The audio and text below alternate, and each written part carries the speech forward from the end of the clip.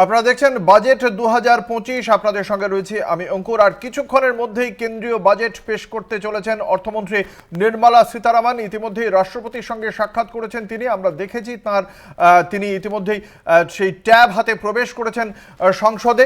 আর কিছুক্ষণের মধ্যেই পেশ করবেন তিনি কেন্দ্রীয় বাজেট, যেখানে সাধারণ মানুষ অনেক প্রত্যাশা নিয়ে তাকিয়ে রয়েছে এই বাজেটের দিকে। তার কারণ নির্মলা সীতারামন তার এই বাজেটে সাধারণ মানুষের সুরাহায় কি কি যে নীতি বা সিদ্ধান্ত পেশ করেন সেদিকেই সকলে তাকিয়ে রয়েছে। আয়করে কর ছাড় হতে পারে এমন একটা প্রত্যাশা রয়েছে সাধারণ মানুষের, কারণ কালকে সংসদে ভাষণ দেওয়ার সময় রাষ্ট্রপতি দ্রৌপদী মুর্মু তিনি যে কথা বলেছিলেন যে গরিব বা মধ্যবিত্তের কথা ভাবে তার সরকার, ফলে সেক্ষেত্রে গরিব বা মধ্যবিত্তের সুরাহায় বেশ কিছু প্রকল্পের ঘোষণা থাকতে পারে বলে মনে করা হচ্ছে। তার পাশাপাশি প্রধানমন্ত্রী নরেন্দ্র মোদী তিনিও তার বক্তব্যের সময় বলেছিলেন যে মা লক্ষ্মীর কৃপায় গরিব এবং মধ্যবিত্ত ভালো থাকুক। ফলে সেই জায়গা থেকেই আরও প্রত্যাশাটা বাড়ছে যে আয়করের সুরাহার পাশাপাশি বেশ কিছু প্রকল্পের মাধ্যমে সুরাহা পেতে চলেছে। আপনারা শুরু হয়ে গেল অধিবেশন।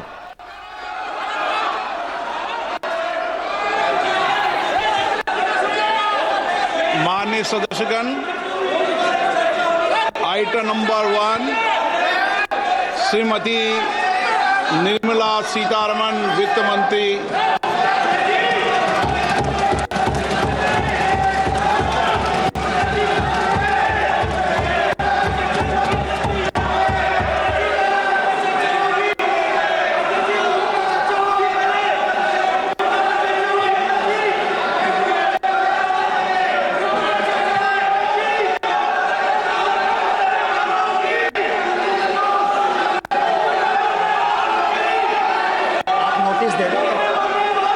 सदस्यगण, बजट के बाद राज्यपाल अभिभाषण में आपको पर्याप्त अवसर दूंगा।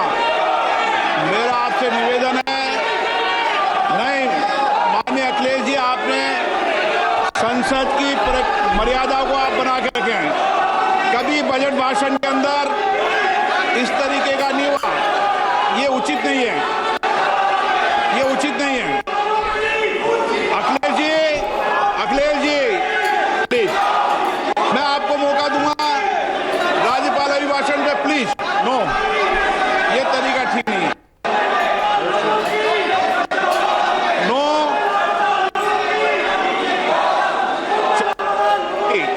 राज्यपाल अभिभाषण पे चर्चा होगी। नो तरीका। Honorable Speaker, I present the budget for 25-26. This budget continues our government's efforts to A. Accelerate growth, B. Secure inclusive development, C. Invigorate private sector investments, D. Uplift household sentiments, and E. Enhance spending power of India's rising middle class. Together, we embark on a journey to unlock our nation's tremendous potential for greater prosperity and global positioning under the leadership of Honorable Prime Minister Shri Narendra Modi. As we complete the first quarter of the 21st century, continuing geopolitical headwinds suggest lower global economic growth over the medium term. However, our aspiration for a Vikasit Bharat inspires us, and the transformative work we have done during our government's first 2 terms guides us to march forward resolutely. Our economy is the fastest growing among all major economies. Our development track record for the past 10 years and structural reforms have drawn global attention. Confidence in India's capability and potential has only grown in this period. We see the next 5 years as a unique opportunity to realize Sabka Vikas, stimulating balanced growth of all regions. The great Telugu poet and playwright Gurujada Apparao had said, "Deshamante matti kadoy, deshamante manushuloy." meaning a country is not just its soil, a country is its people. In line with this, for us, Vikasit Bharat encompasses zero poverty, 100% quality good school education, access to high quality, affordable and comprehensive health care, 100% skilled labor with meaningful employment, 70% women in economic activities, and farmers making our country the food basket of the world. In this budget, the proposed development measures span 10 broad areas, focusing on Garib, Youth, Annadata, and Nari, spurring agricultural growth and productivity, building rural prosperity and resilience, taking everyone together on an inclusive growth path, boosting manufacturing and furthering Make in India, supporting MSMEs, enabling employment-led development, investing in people, economy, and innovation, securing energy supplies, promoting exports, and nurturing innovation. For this journey of development, our four powerful engines are agriculture, MSME, investments, and exports. The fuel, our reforms, our guiding spirit, inclusivity, and the destination, Vikasit Bharat. This budget aims to initiate transformative reforms across 6 domains. During the first 5 years, these will augment our growth potential and global competitiveness. The domains are taxation, power sector, urban development, mining, financial sector, and regulatory reforms. Agriculture as the first engine. Now I move to specific proposals, beginning with agriculture as the first engine.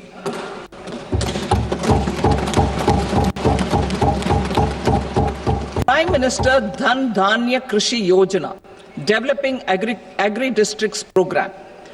Motivated by the success of the aspirational district program, our government will undertake a Prime Minister Dhan Dhanya Krishi Yojana in partnership with states.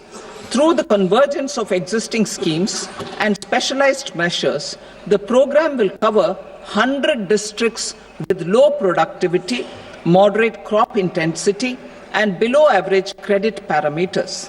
It aims to 1. Enhance agricultural productivity, 2. Adopt crop diversification and sustainable agricultural practices, 3. Augment post-harvest storage at the panchayat and block level, 4. Improve irrigation facilities, and 5. Facilitate availability of long-term and short-term credit. This program is likely to help 1.7 crore farmers. Building rural prosperity and resilience. A comprehensive multi-sectoral rural prosperity and resilience program will be launched in partnership with the states. This will address underemployment in agriculture through skilling, investment, technology, and invigorating the rural economy. The goal is to generate ample opportunities in rural areas so that migration is an option but not a necessity. The program will focus on rural women, young farmers, rural youth, marginal and small farmers, and landless families. The details are in Annexure A. Domestic best practices will be incorporated, and appropriate technical and financial assistance will be sought from multilateral development banks. In Phase 1, 100 developing agri-districts will be covered. Atmanirbharta in pulses. Our government is implementing the National Mission for Edible Oilseed for achieving Atmanirbharta in edible oils. Our farmers have the capability to grow enough for our needs and more. 10 years ago, we made concerted efforts and succeeded in achieving near self-sufficiency in pulses. Farmers responded to the need by increasing the cultivated area by 50%, and government arranged for procurement and remunerative prices. Since then, with rising incomes and better affordability, our consumption of pulses has increased significantly. Our government will now launch a 6-year mission for Atmanirbharta in pulses with a special focus on Tur, Urad and Masoor. Details are in Annexure B. Central agencies such as NAFED and NCCF will be ready to procure these 3 pulses as much as offered during the next 4 years from farmers who register with these agencies and enter into agreements. Comprehensive program for vegetables and fruits. It is encouraging that our people are increasingly becoming aware of their nutritional needs.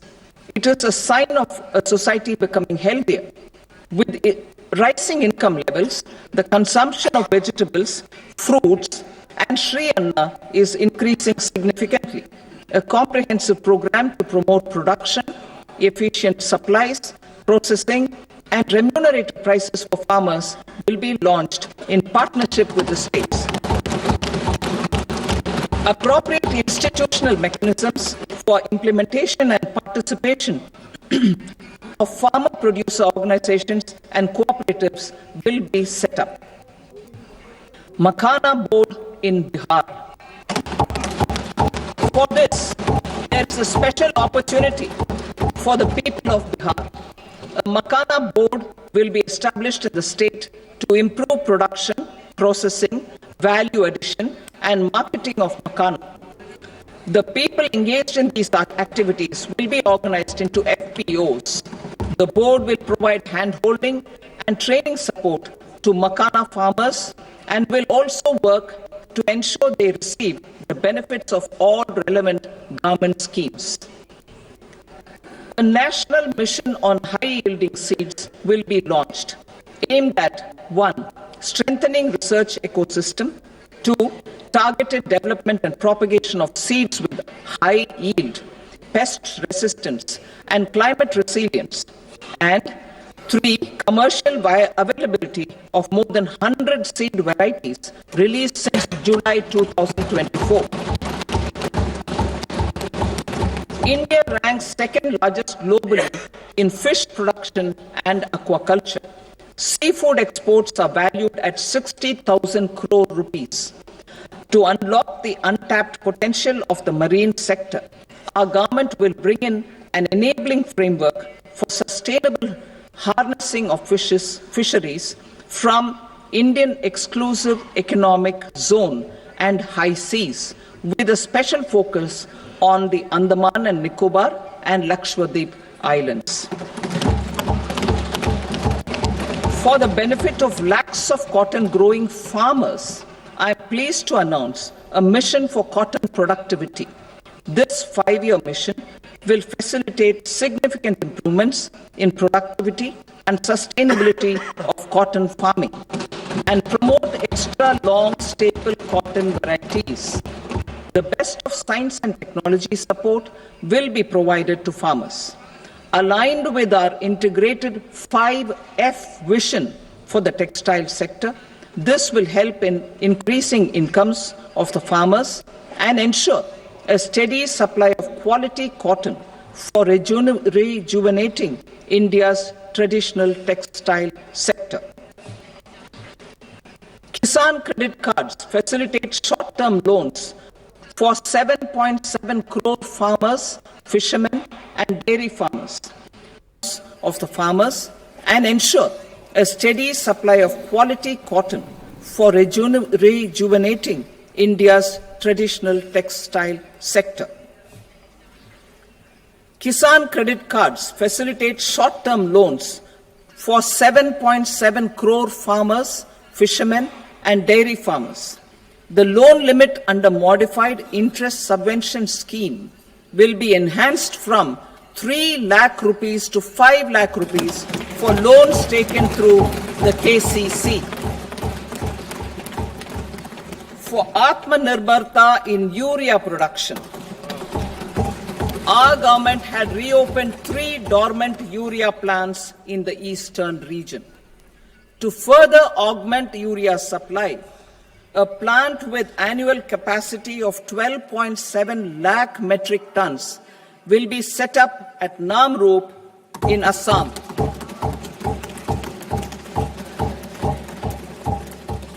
India Post, with 1.5 lakh rural post offices, complemented by the India Post Payment Bank and a vast network of 2.4 lakh Dak Sevaks, will be repositioned to act as a catalyst for the rural economy.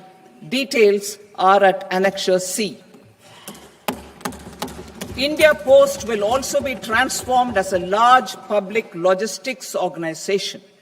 This will meet the rising needs of Vishwakarmas, new entrepreneurs, women, self-help groups, MSMEs, and the large business organizations. Our government will provide support to NCDC for its lending operations for the cooperative sector.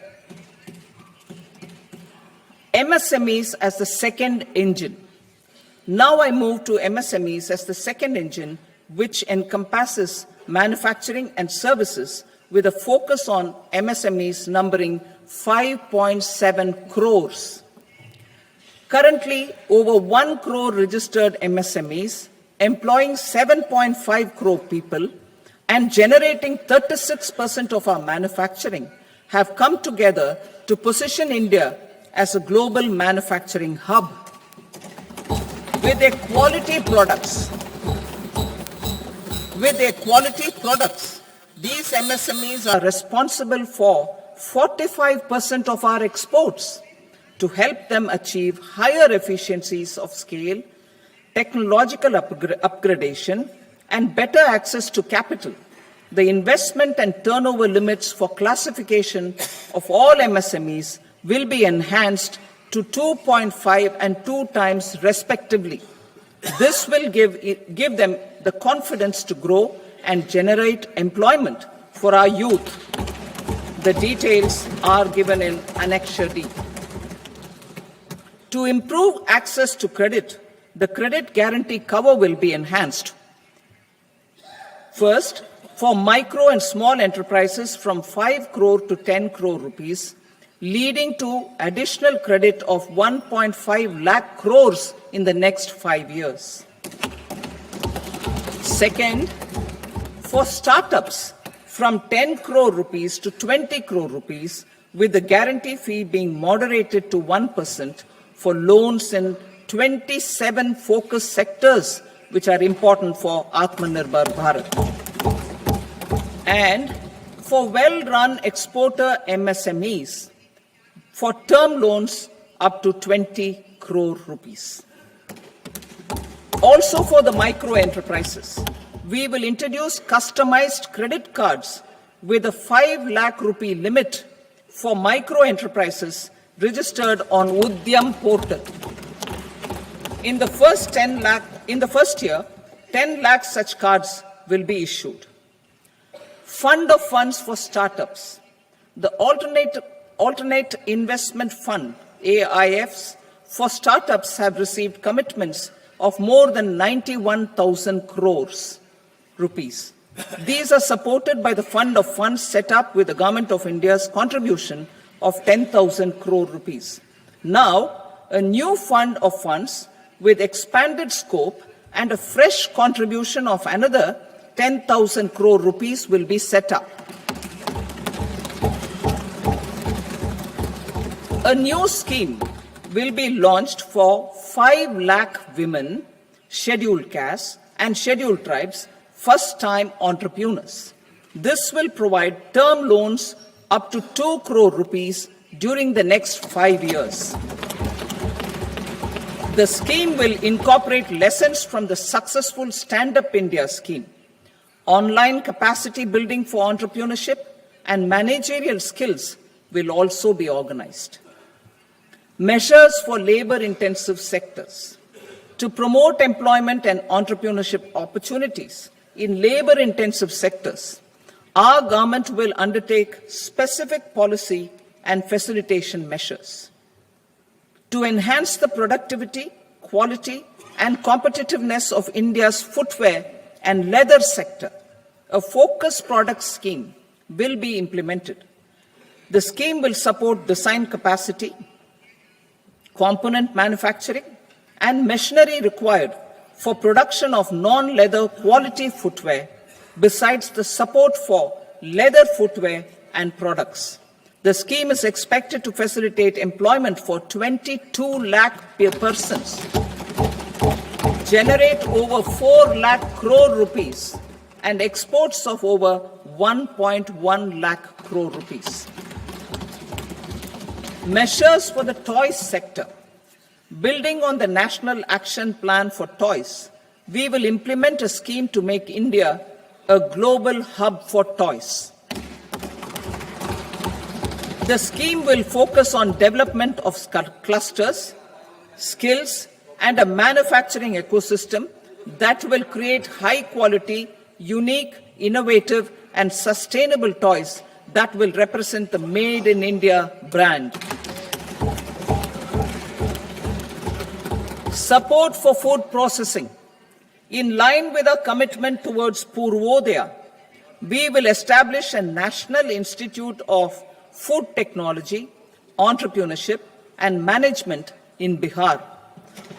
The institute will provide a strong fillip to food processing activities in the entire eastern region. This will result in 1. Enhanced income for the farmers through value addition to their produce, and 2. Skilling entrepreneurship and employment opportunities for the youth. Manufacturing mission, furthering Make in India. Our government will set up a national manufacturing mission covering small, medium, and large industries for furthering Make in India by providing policy support, execution roadmaps, governance, and monitoring framework for central ministries and states. Details are in Annexure E. Given our commitment to climate-friendly development, the mission will also support clean tech manufacturing. This will aim to improve domestic value addition and build our ecosystem for solar PV cells, EV batteries, motors and controllers, electrolyzers, wind turbines, very high voltage transmission equipment, and grid-scale batteries. Investment as the third engine. Now I move to investment as the third engine, which encompasses investing in people, investing in the economy, and investing in innovation. Investing in people. Saksham Anganwadi and Poshan 2.0. Saksham Anganwadi and Poshan 2.0 program provides nutritional support to more than 8 crore children, 1 crore pregnant women and lactating mothers all over the country, and about 20 lakh adolescent girls in aspirational districts and the Northeast region. The cost norms for these nutritional support will be enhanced appropriately. Atal Tinkering Labs. 50,000 Atal Tinkering Labs will be set up in government schools in the next 5 years to cultivate the spirit of curiosity and innovation and foster a scientific temper among young minds. Broadband connectivity to government secondary schools and PHCs. Broadband connectivity will be provided to all government secondary schools and primary health centers in rural areas under the BharatNet project. Bharatiya Bhasha Pustak Scheme. We propose to implement a Bharatiya Bhasha Pustak scheme to provide digital form Indian language books for schools and for higher education. This aims to help students understand their subjects better and in their language. National Centers of Excellence for Skilling. Building on the initiative announced in the July 24 budget, 5 national centers of excellence for skilling will be set up with global expertise and partnerships to equip our youth with the skills required for Make for India, Make for the World manufacturing. The partnership will cover curriculum design, training of trainers, and a skill certification framework and periodic reviews. Expansion of capacity in IITs. Total number of students in 23 IITs has increased 100% from 65,000 to 1.35 lakh in the past 10 years.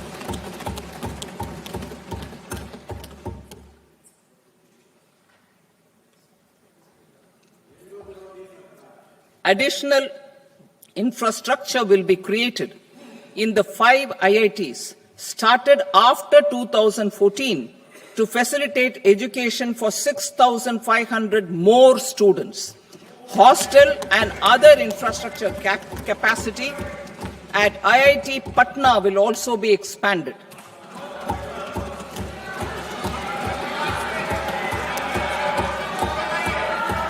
Center of Excellence.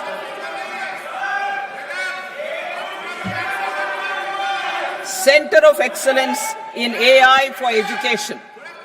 I had announced 3 centers of excellence in artificial intelligence for agriculture, health, and sustainable cities in 2023.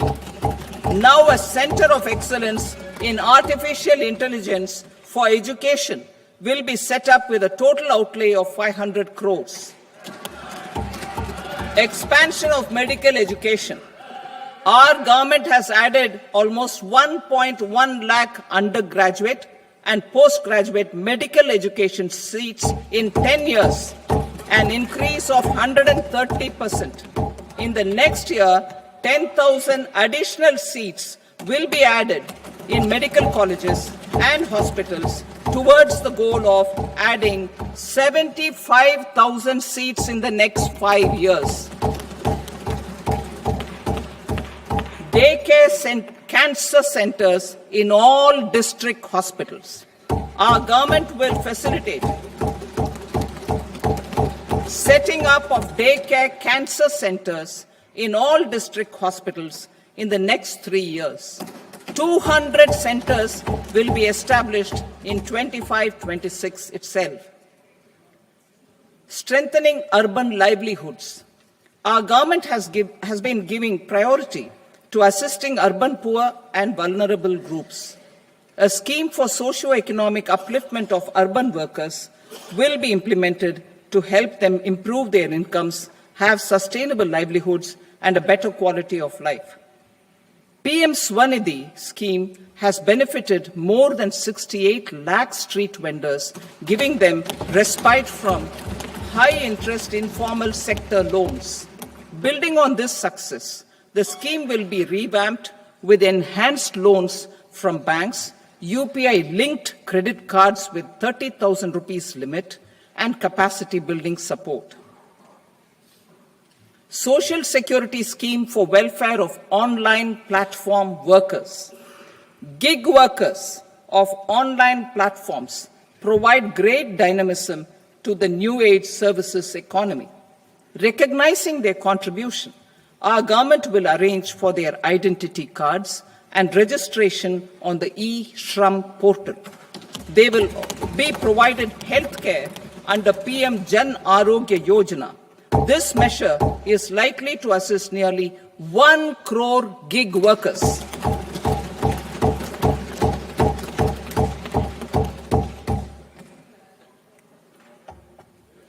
Investing in the economy. Public-private partnership in infrastructure. Each infrastructure-related ministry will come up with a 3-year pipeline of projects that can be implemented in PPP mode. States will also be encouraged to do so and can seek support from the India Infrastructure Project Development Fund, which is a scheme to prepare PPP proposals. Support to states for infrastructure. An outlay of 1.5 lakh crore is proposed for the 50-year interest-free loans to states for capital expenditure and incentives for reforms. Building on the success of the first asset monetization plan, announced in 2021, the second plan for 2025 to 30 will be launched to plow back capital of 10 lakh crore in new projects. Regulatory and fiscal measures will be fine-tuned to support the plan. Jal Jeevan Mission. Since 2019, 15 crore households, representing 80% of India's rural population, have been provided access to portable tap water connections. To achieve 100% coverage, I am pleased to announce the extension of this mission until 2028 with an enhanced total outlay. The mission's focus will be on the quality of infrastructure and O&M of rural piped water supply schemes through Jan Bhagidari. A separate MOU or separate MOUs will be signed with the states and union territories to ensure sustainability and citizen-centric water services delivery. Urban sector reforms. Building on the July budget proposals, urban sector reforms related to governance, municipal services, urban land and planning will be incentivized. Urban Challenge Fund. The government will set up an Urban Challenge Fund of 1 lakh crore rupees to implement the proposals for cities as growth hubs, creative redevelopment of cities, and for water and sanitation purposes announced in the July budget. This fund will finance up to 25% of the cost of bankable projects, with a stipulation that at least 50% of the cost is funded from bonds, bank loans, and PPPs. An allocation of 10,000 crore is proposed in 2025-26. Power sector reforms. We will incentivize electricity distribution reforms and augmentation of intra-state transmission capacity by states. This will improve financial health and capacity of electricity companies. Additional borrowing of 0.5% of GSDP will be allowed to states contingent on these reforms. Nuclear energy mission for Vikasit Bharat. Development of at least 100 gigawatt of nuclear energy by 2047 is essential for our energy transition efforts. For an active partnership with the private sector towards this goal, amendments to the Atomic Energy Act and the Civil Liability for Nuclear Damage Act will be taken up. A nuclear energy mission for research and development of small modular reactors with an outlay of 20,000 crore will be set up. At least 5 indigenously developed small modular reactors will be operationalized by 2033. Shipbuilding. The shipbuilding financial assistance policy will be revamped to address cost disadvantages. This will also include credit notes for shipbreaking in Indian yards to promote the circular economy. Large ships above a specified size will be included in the infrastructure harmonized master list. Shipbuilding clusters will be facilitated to increase the range, categories, and capacity of ships. This will include additional infrastructure, facilities, skilling, and technology to develop the entire ecosystem. Maritime Development Fund. For long-term financing for the maritime industry, a Maritime Development Fund with a corpus of 25,000 crore rupees will be set up. This will be for distributed support and promoting competition. This will have up to 49% contribution by the government, and the balance will be mobilized from ports and from private sector. Udaan regional connectivity schemes. Udan has enabled 1.5 crore middle-class people to meet their aspirations for speedier travel. The scheme has connected 88 airports, and operationalized 619 routes. Inspired by that success, a modified Udan scheme will be launched to enhance regional connectivity to 120 new destinations and carry 4 crore passengers in the next 10 years. 4 crore additional passengers in the next 10 years. The scheme will also support helipads and smaller airports in hilly, aspirational and northeast regional districts. Greenfield airports will be facilitated in Bihar to meet the future needs of the state. These will be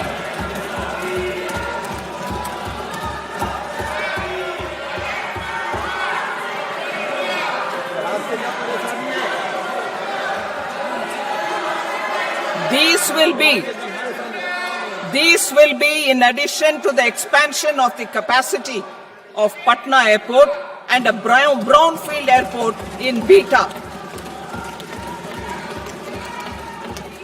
Western Kosi Canal project in Mithilanchal. Financial support will be provided for the Western Kosi Canal ERM project, benefiting a large number of farmers cultivating over 50,000 hectares of land in the Mithilanchal region of Bihar. Mining sector reforms, including those for minor minerals, will be encouraged through sharing of best practices and institutions of a state mining index. A policy for recovery of critical minerals from tailings will be brought out. Under the special window for affordable and mid-income housing, Swami, 50,000 dwelling units in stressed housing projects have been completed and keys handed over to home buyers. Another 40,000 units will be completed in 2025, further helping middle-class families who were paying EMIs on loans taken for apartments while also paying rent for their current dwellings. Building on this success, Swami Fund 2 will be established as a blended finance facility with contribution from the government, banks and private investors. This fund of 15,000 crore rupees will aim for expeditious completion of another 1 lakh units. PM Gati Shakti data for private sector. For furthering PPPs and assisting the private sector in project planning, access to relevant data and maps from the PM Gati Shakti portal will be provided. Tourism for employment-led growth. Top 50 tourist destination sites in the country will be developed in partnership with states through a challenge mode. Land for building key infrastructure will have to be provided by the states. Hotels in these destinations will be included in the infrastructure harmonized list. The following measures will be taken for facilitating employment-led growth. Organizing intensive skill development programs for our youth, including in institutes of hospitality management. Providing mudra loans for homestays. Improving ease of travel and connectivity to tourist destinations. Providing performance-linked incentives to states for effective destination management, including tourist amenities, cleanliness, and marketing efforts. And introducing streamlined e-visa facilities along with visa fee waivers for certain tourist groups. Continuing with the emphasis on places of spiritual and religious significance, in the July budget, there will be a special focus on destinations related to the life and times of Lord Buddha. Medical tourism and heal in India. Medical tourism and heal in India will be promoted in partnership with the private sector, along with capacity building and easier visa norms. Investing in innovation. To implement private sector-driven research, development and innovation initiatives announced in the July budget, I am now allocating 20,000 crore rupees for this purpose. A deep tech fund of funds will also be explored to catalyze the next generation startups as a part of this initiative. In the next 5 years, under the PM Research Fellowship Scheme, we will provide 10,000 fellowships for technological research in IITs and IISc with enhanced financial support. The second gene bank with 10 lakh germplasm lines will be set up for future food and nutritional security. This will provide conservation support to both public and private sectors for genetic resources. We will start a national geospatial mission to develop foundational geospatial infrastructure and data.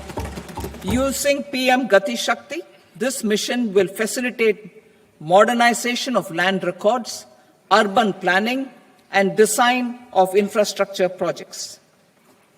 A Gyan Bharatam mission for survey, documentation, and conservation of our manuscript heritage with academic institutions, museums, libraries, and private collectors will be undertaken to cover more than 1 crore manuscripts.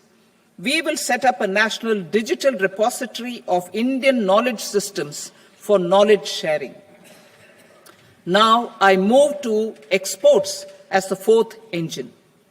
We will set up an export promotion mission with sectoral and ministerial targets driven jointly by the Ministries of Commerce, MSME, and Finance. It will facilitate easy access to export credit, cross-border factoring support, support to MSMEs to tackle non-tariff measures in overseas markets. A digital public infrastructure, Bharat Trade Net, for international trade will be set up as a unified platform for trade documentation and financing solutions. This will complement the Unified Logistics Interface platform. The BTN will be aligned with international practices. Support will be provided to develop domestic manufacturing capacities for our economy's integration with global supply chains. Sectors will be identified based on objective criteria. Facilitation groups with participation of senior officers and industry representatives will be formed for select products and supply chains. Through this, there are huge opportunities related to Industry 4.0, which needs high skills and talent. Our youth have both. Our government will support the domestic electronic equipment industry to leverage this opportunity for the benefit of our youth.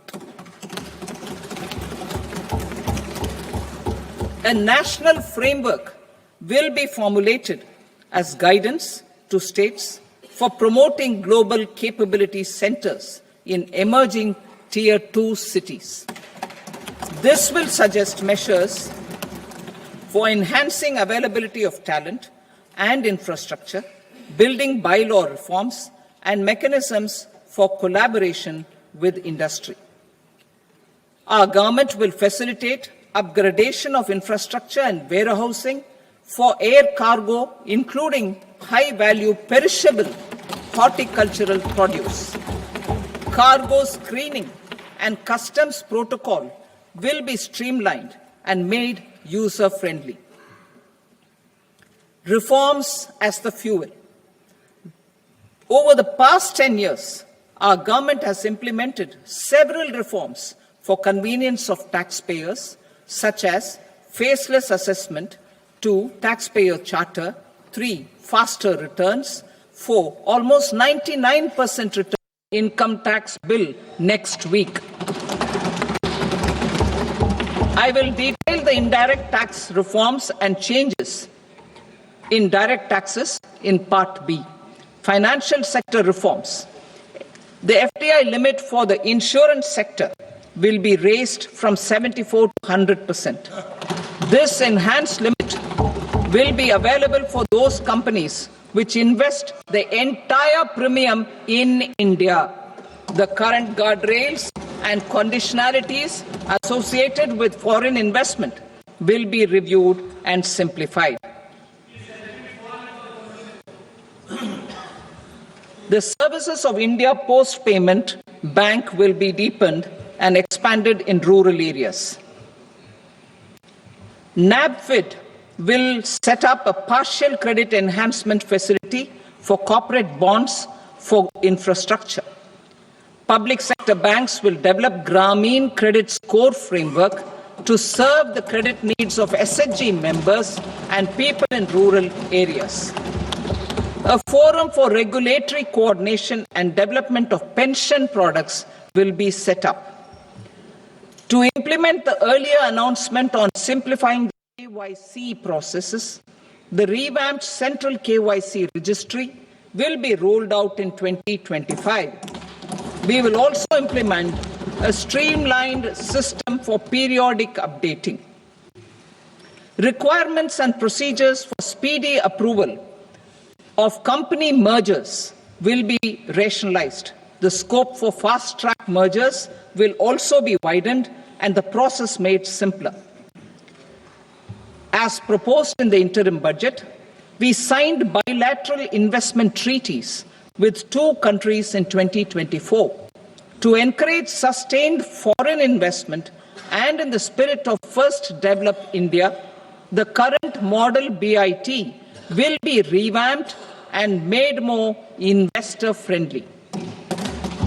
In the last 10 years, in several aspects, including financial and non-financial, our government has demonstrated a steadfast commitment to ease of doing business. We are determined to ensure that our regulations must keep up with technological innovations and global policy developments. A light touch regulatory framework based on principles and trust will unleash productivity and employment. Through this framework, we will update regulations that were made under old laws. To develop this modern, flexible, people-friendly and trust-based regulatory framework appropriate for the 21st century, I propose 4 specific measures. A high-level committee for regulatory reforms will be set up for a review of all non-financial sector regulations, certifications, licenses, and permissions. The committee will be expected to make recommendations within a year.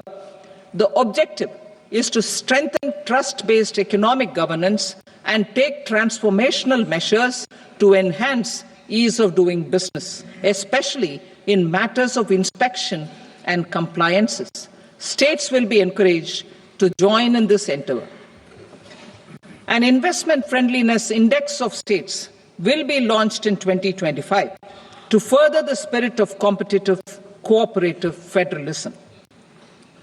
Under the Financial Stability and Development Council, a mechanism will be set up to evaluate impact of the current financial regulations and subsidiary instructions.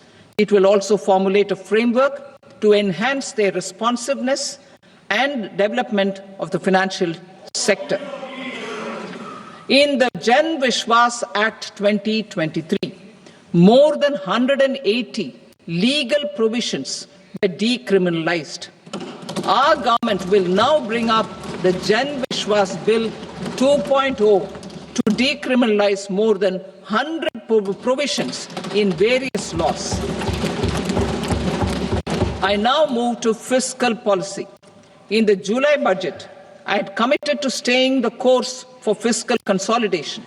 Our endeavor will be to keep the fiscal deficit each year such that central government debt remains on a declining path as a percentage of the GDP.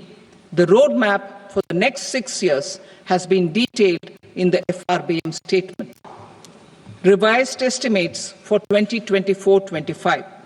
The revised estimate of the total receipts other than borrowings is 31.47 lakh crore rupees, of which the net tax receipts are 25.57 lakh crore rupees. The revised estimate of the total expenditure is 47.16 lakh crore rupees, of which the capital expenditure is about 10.18 lakh crore rupees. The revised estimate of the fiscal deficit is 4.8% of the GDP. Budget estimates for 25-26. Coming to 25-26, the total receipts other than borrowings and total expenditure are estimated at 34.96 lakh crore rupees and 50.65 lakh crore rupees respectively. The net tax receipts are estimated at 28.37 lakh crore rupees. The fiscal deficit is estimated to be 4.4% of GDP. To finance the fiscal deficit, the net market borrowings from dated securities are estimated at 11.54 lakh crore. The balance financing is expected to come from small savings and other sources. The gross market borrowings are estimated at 14.82 lakh crore rupees. I will now move to Part B. Indirect taxes. My proposals relating to customs aim to rationalize tariff structure and address duty inversion. These will also support domestic manufacturing and value addition, promote exports, facilitate trade, and provide relief to common people.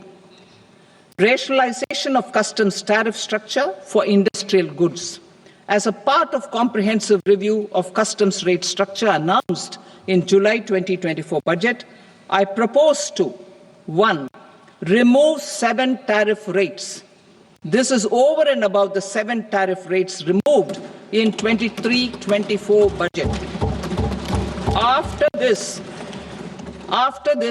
there will be only 8 remaining tariff rates, including 0 rate. 2. Apply appropriate cess to broadly maintain effective duty incidence, except on a few items where such incidence will reduce marginally. 3. Levy not more than 1 cess or surcharge. Therefore, I propose to exempt social welfare surcharge on 82 tariff lines that are subject to a cess. I shall now take up sector-specific proposals. To provide relief to patients, particularly those suffering from cancer, rare diseases, and other severe chronic diseases, I propose to add 36 life-saving drugs and medicines to the list of medicines fully exempted from basic custom duty.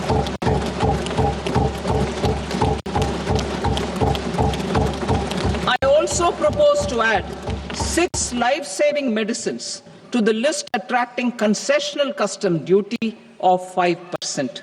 Full exemption and concessional duty will also respectively apply on the bulk drugs for manufacture of the above.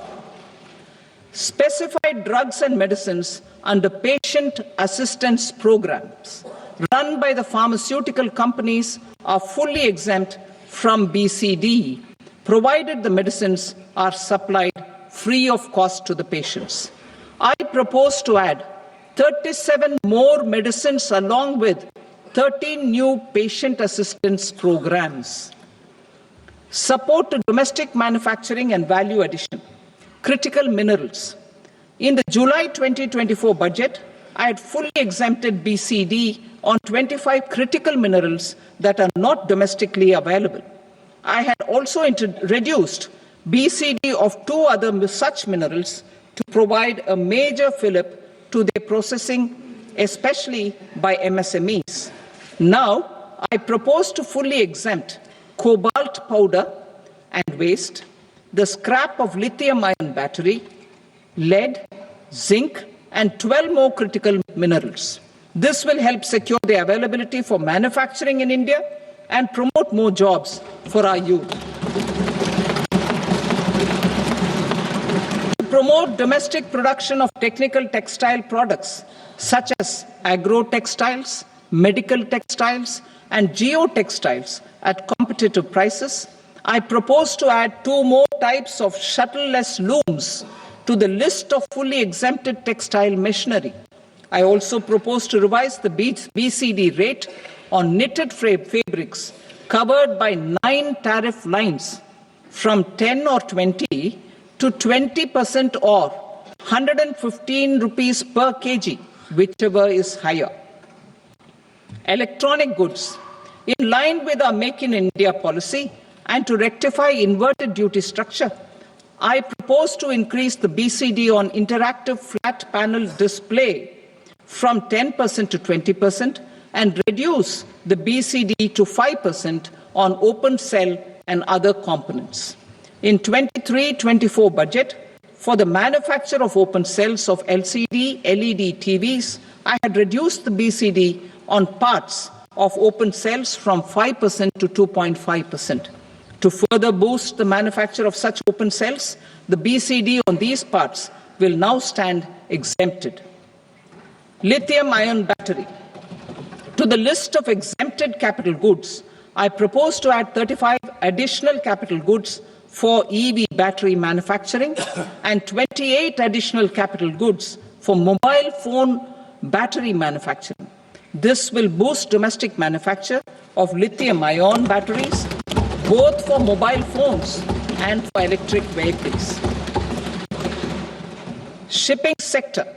Considering that shipbuilding has a long gestation period, I propose to continue the exemption of BCD on raw materials, components, consumables, or parts for the manufacture of ships for another 10 years.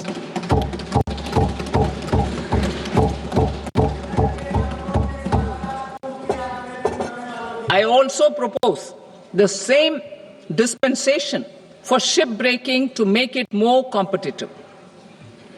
Telecommunication.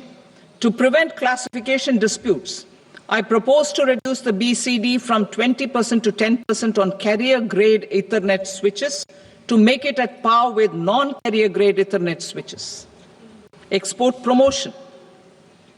To facilitate exports of handicrafts, I propose to extend the time period for export from 6 months to 1 year, further extendable by another 3 months if required. I also propose to add 9 items to the list of duty-free inputs. Leather sector. I propose to fully exempt BCD on wet blue leather goods for domestic value addition and employment. I also propose to exempt crust leather from 20% export duty to facilitate exports by small tanners. Marine products. To enhance India's competitiveness in the global seafood market, I propose to reduce BCD from 30% to 5% on frozen fish paste, surimi, for manufacture and export of its analog products. I also propose to reduce BCD from 15% to 5% on fish hydrolysates for manufacture of fish and shrimp feed. In July 2024 budget, to promote development of domestic MROs for aircraft and ships, I had extended the time limit for export of foreign origin goods that were imported for repairs from 6 months to 1 year and further extendable by 1 year. I now propose to extend the same dispensation for railway goods. Time limit for provisional assessment. Presently, the Customs Act 1962 does not provide any time limit to finalize provisional assessments, leading to uncertainty and cost to trade. As a measure of promoting ease of doing business, I propose to fix a time limit of 2 years, extendable by a year, for finalizing the provisional assessment.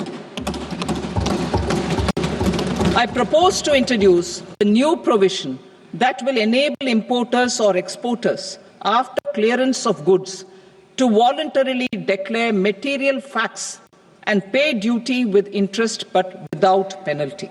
This will incentivize voluntary compliance. However, this will not apply in cases where department has already initiated audit or investigation proceedings. For industry to better plan their imports, I propose to extend the time limit for the end use of imported inputs in the relevant rules from 6 months to 1 year. This will provide operational flexibility in view of cost and uncertainty of supply. Further, such importers will now have to file only quarterly statements instead of a monthly statement.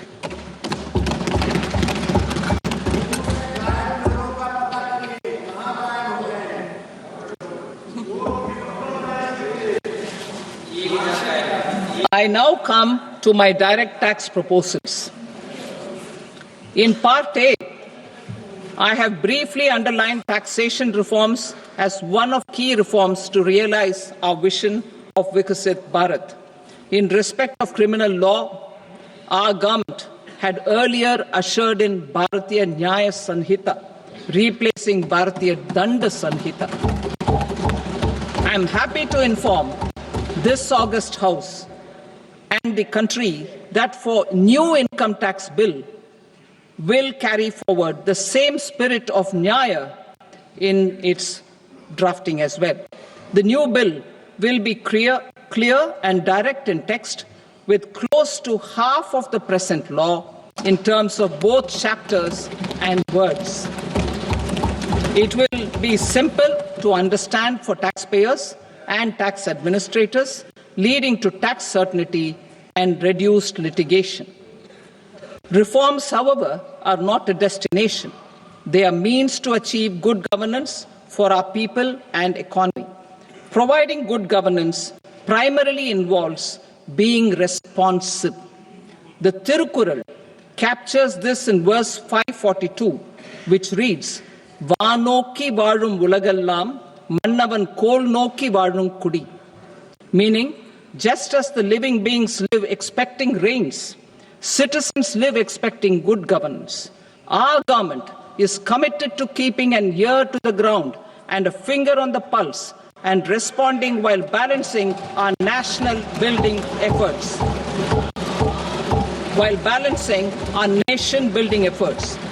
The following measures will detail just how our government will, under the guidance of PM Modi, has taken steps to understand and address.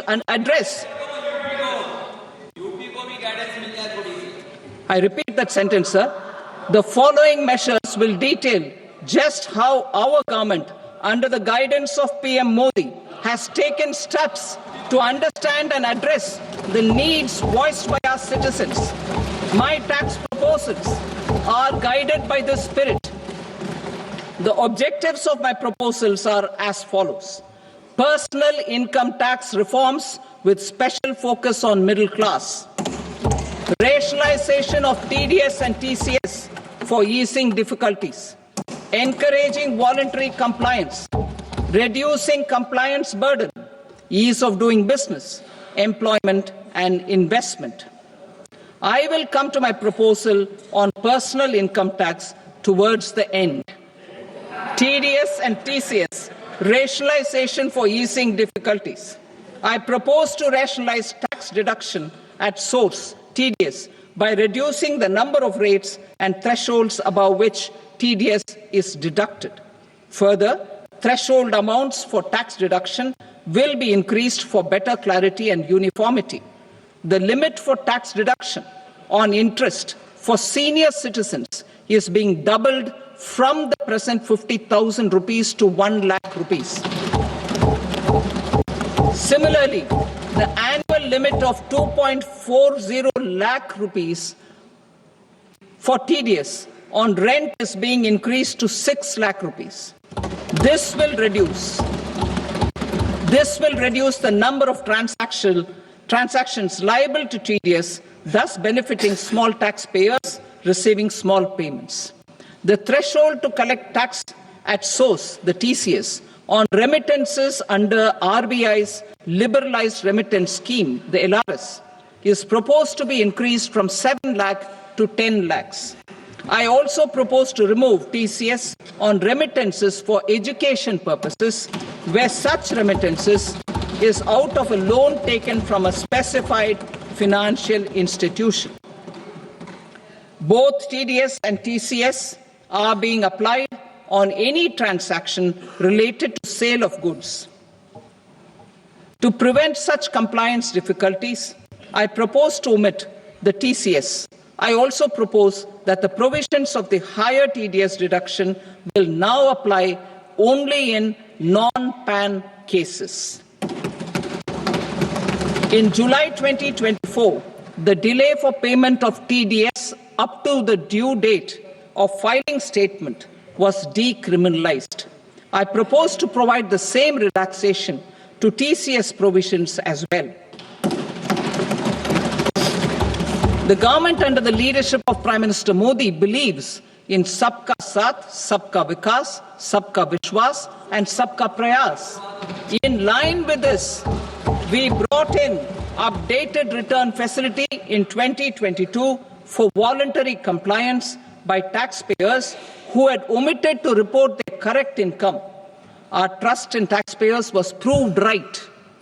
Nearly 90 lakh taxpayers voluntarily updated their incomes by paying additional tax.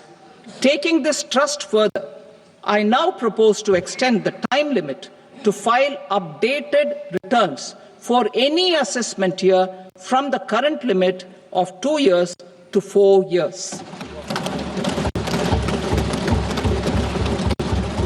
I propose to reduce the compliance burden for small charitable trusts and institutions by increasing their period of registration from 5 years to 10 years.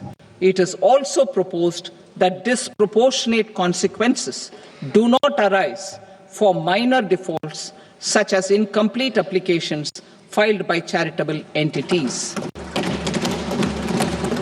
Presently, taxpayers can claim the annual value of self-occupied properties as nil only on the fulfillment of certain conditions.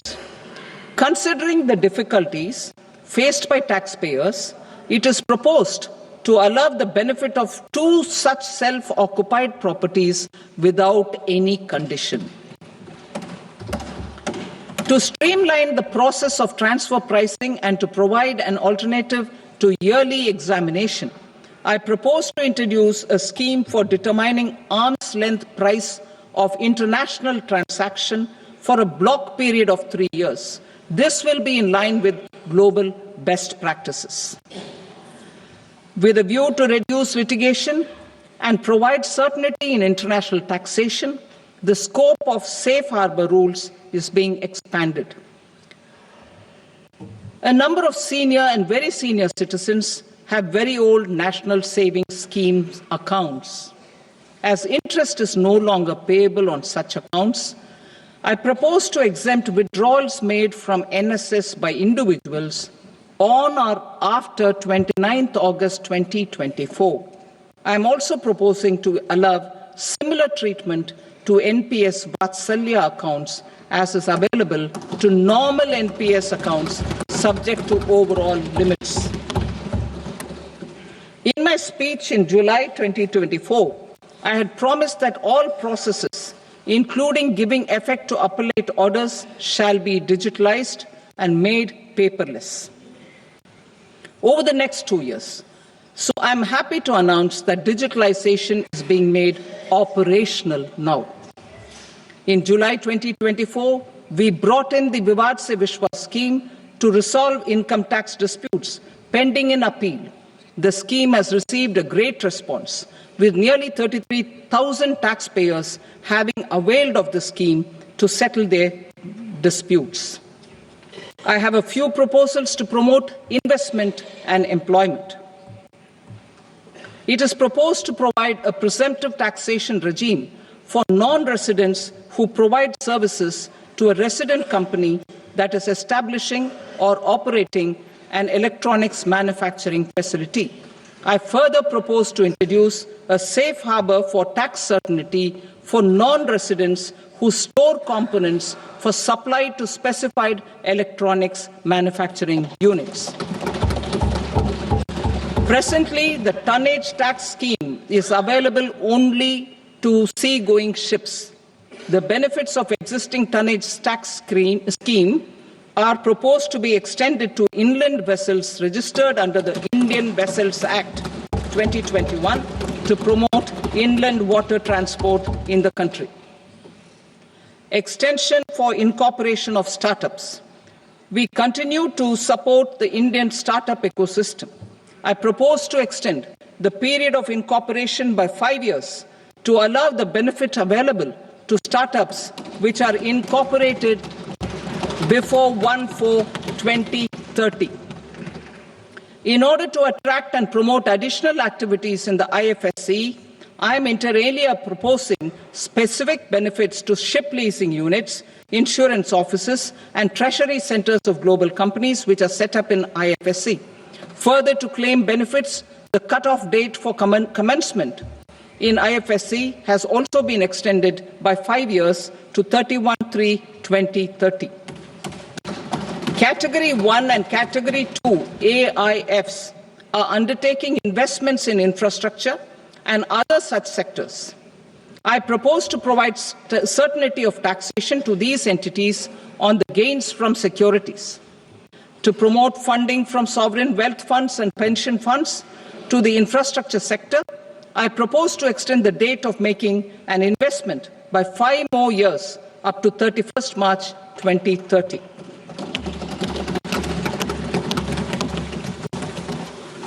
Personal income tax reforms with special focus on middle class.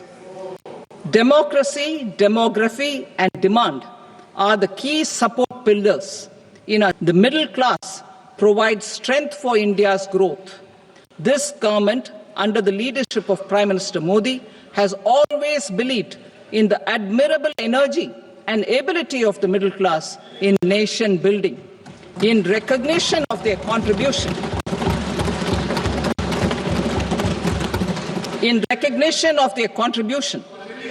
we have periodically reduced their tax burden. Right after 2014, the nil tax slab was raised to 2.5 lakhs of rupees, which was further raised to 5 lakh rupees in 2019 and to 7 lakh rupees in 2023. This is reflective of our government's trust on the middle class taxpayers. I am now happy to announce that there will be no income tax payable up to income of 12 lakh rupees.